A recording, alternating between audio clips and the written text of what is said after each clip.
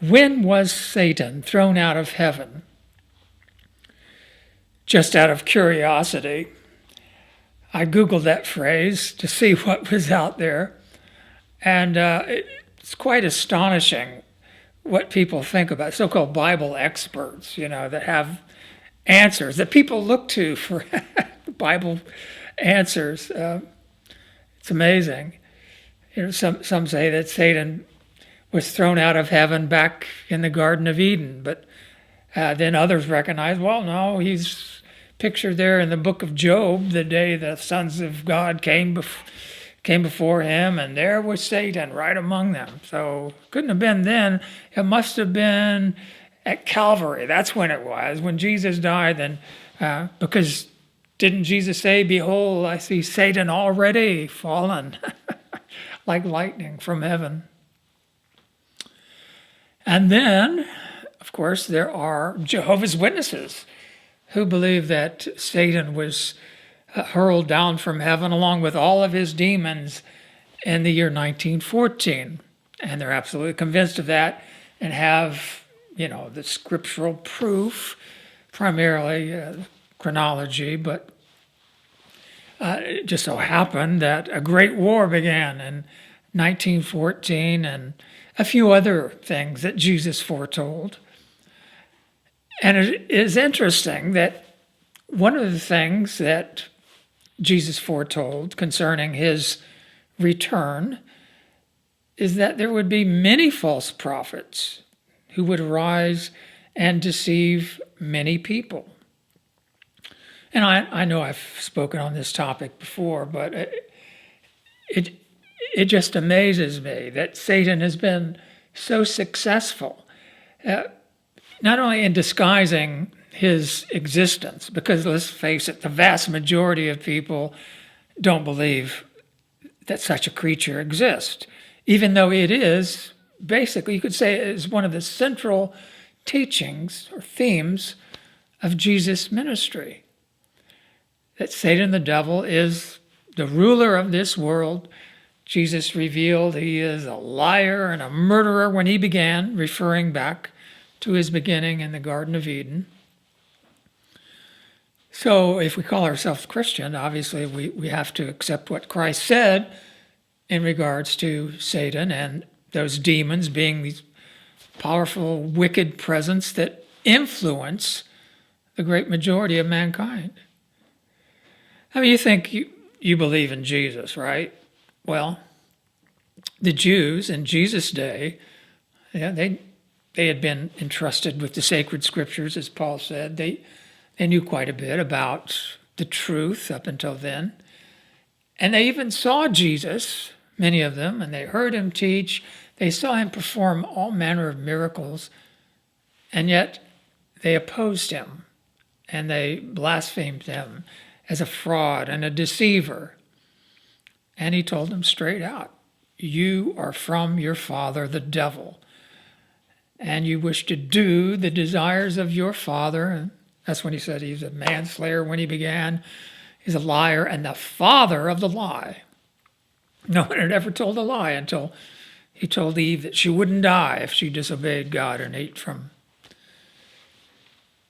So Satan has been extremely successful, and those millions of churchgoers that think Satan is inhabiting some subterranean inferno, they're completely deceived as well. But Paul warned that Satan, obviously, his primary target are genuine Christians. He has, a field full of phony Christians who believe his lies regarding God, all the ridiculous nonsense about the Trinity and Jesus is God and all of that. So he has those people under his influence and deceived. And let's be frank here. The 12th chapter of Revelation, which refers to Satan being cast down from heaven, says Satan, the devil, the one misleading the entire inhabited earth, the whole world. He's deceiving mankind. He's got a lie for you in one way or the other. Evolution, false religion, whatever. But in that same 12th chapter, his primary target is the offspring of the woman, the seed of the woman, those who are going to inherit the kingdom with Christ. And I've mentioned this in one of my last videos about the parousia. Paul warned that Satan, the devil, through his agent on the earth, within the congregation of Christ's disciples, and if you don't think that's true, that's why he's called the son of destruction. And Jesus referred, of course, to Judas as the son of destruction. And Judas was one of the 12, sat with him there in the Passover table the night he was arrested. But Paul warned that this man of lawlessness, the son of destruction, would foment or promote, I should say, would be a better word, a false parousia. And that's why Paul warned the brothers, look, don't be quickly alarmed, shaken from your reason if you hear reports about the presence of Christ. The day of Jehovah is here. He said, even if you receive, letters as if from us, the apostles, or these pronouncements proclaiming the day is here, don't believe it. The day will not come unless the apostasy comes first. Well, for one thing, Jehovah's Witnesses believe that the man of lawlessness is the clergy, and the apostasy that Paul was foretelling happened centuries ago when Constantine hijacked Christianity. But Paul was warning the brothers not to be quickly shaken from their reason regarding the presence of Christ, which, of course, has been the message from the Watchtower from its very beginning. Used to be the presence was thought to be in 1874, and then after 1914, a couple of decades, then they fixed 1914. And everything, virtually everything in prophecy, everything in Revelation has been affixed to that time period. 7 seals were opened, the 7 trumpets, the 7 bowls of God's anger, and all of that. It's all history. The parousia is pretty much a non-event, folks. Go home. There's nothing to see here, basically. Woo! So, but what if Satan has not been cast down yet? That would be a huge problem, wouldn't it, for Jehovah's Witnesses specifically? Because what does the Scripture say? When Satan is cast down, be glad, you heavens, and you who reside in them, because the accuser has been hurled down. Woe for the earth and for the sea, because Satan has come down to you in great anger, knowing he has a short period of time.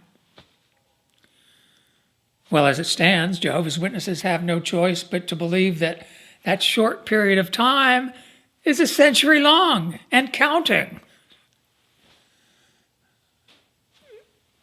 Does that make sense? You might justify, well, God is timeless. One day with God is 1,000 years. But Revelation is written to us to show us the things that must shortly take place. So it is written in human terms and expressions that we can relate to. If I tell you I'll be there in a short while, in a little while, you don't expect me to show up years later, do you? Or decades later? Come on. Besides that, Jesus continually impressed upon his disciples the need for them to be awake and ready and watching. Watching for what? For the Great Tribulation to begin? Because as it stands, that's all Jehovah's Witnesses see before them. There cannot be any more signs of the presence of Christ, another war, and all of that, as I've spoken about on other occasions.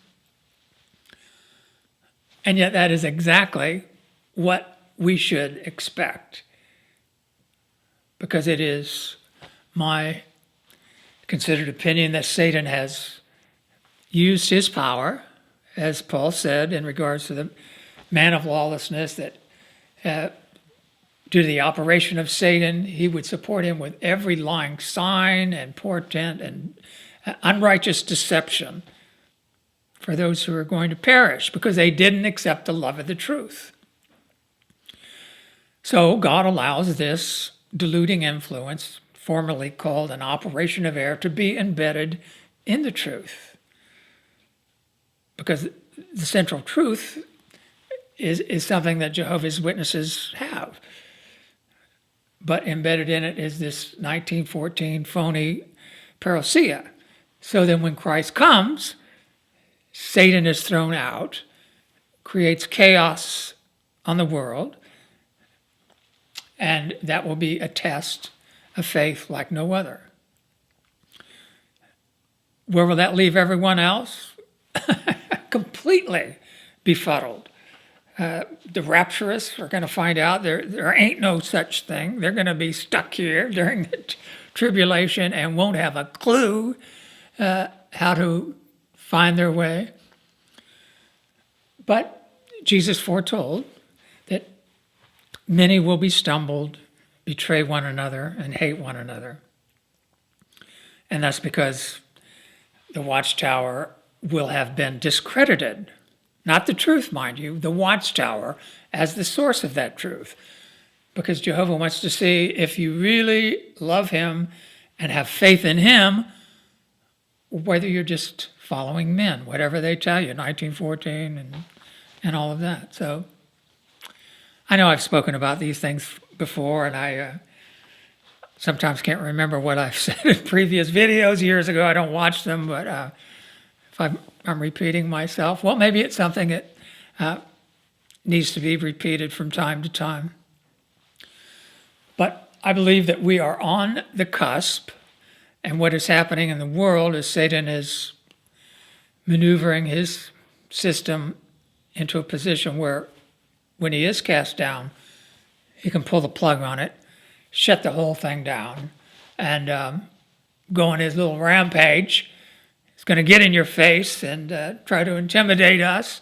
And don't think it can't happen. I mean, the world can tumble into tyranny so easily. Everything is basically in place. They're keeping the financial system aloft by pumping money. It just came out the other day, the Bank of Japan is one of the primary shareholders in almost every company in the stock market. And you can believe that central banks of the United States and other central banks are also covertly buying stocks to keep the thing aloft until nobody knows the day or the hour, but at some point, and that's when our faith will be put to the test.